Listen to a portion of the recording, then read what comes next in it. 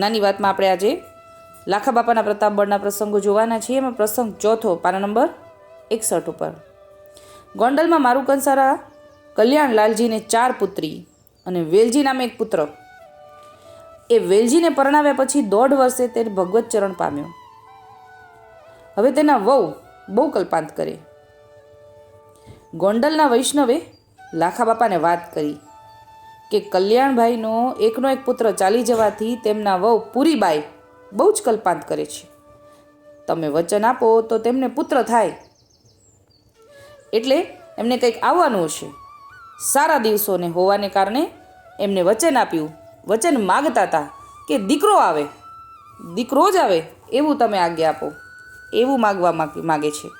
ને લાખા બાપા કહે, હું કાંઈ પ્રભુ નથી, અમે તો ખેડૂત ભાઈ, અમારામાં આચાર વિચાર ન હોય ને અધૂરામ પૂરું તો ધોળ કીર્તન એમને તો આવડતા નથી. દીકરો દેવું એ તો ઠાકોરજી આપે, એટલે કે પુત્ર જ થાય એવું તો ઠાકોરજીના હાથમાં છે ને. પુત્રી પણ આવે ને પુત્ર પણ આવે. વૈષ્ણવ કહે કે તમારું વચન ઠાકોરજી પાળે છે, તમે ભગવદીય છો.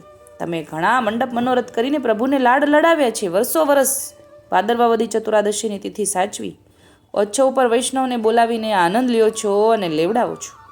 તમે તો વચન સિદ્ધ ભગવદી છો. ઠાકોરજી તમારું વચન પાળે છે. લાખા બાપાએ કહ્યું કે આસ્થા રાખજો અને પ્રભુ રૂડું કરશે. 5 વૈષ્ણવને ઠાકર પછાવાડે પ્રસાદ લેવડાવજો. એટલે આટલી આજ્ઞા કરી ખાલી કે તમારે અગર જો પુત્ર જ જોઈએ છે, આવવાનું હોય એ પુત્ર જ જોઈએ, તો પછી ઠાકોરજીની ઈચ્છા બધું રૂડું કરશે અને 5 વૈષ્ણવને પ્રસાદ લેવડાવી દો. ત્યાર પછી એમને પુત્ર થયો, પુત્ર જ થયો અને એમનું નામ પ્રેમજી પાડ્યું. પ્રસંગ આટલો જ છે. પાના નંબર 61-62 ઉપર સી. અત્યારે આટલું જ બોલીમાં નાની વાતને વિરામ આપું છું. બોલું શ્રી ગોપાલ લાલ કી જય.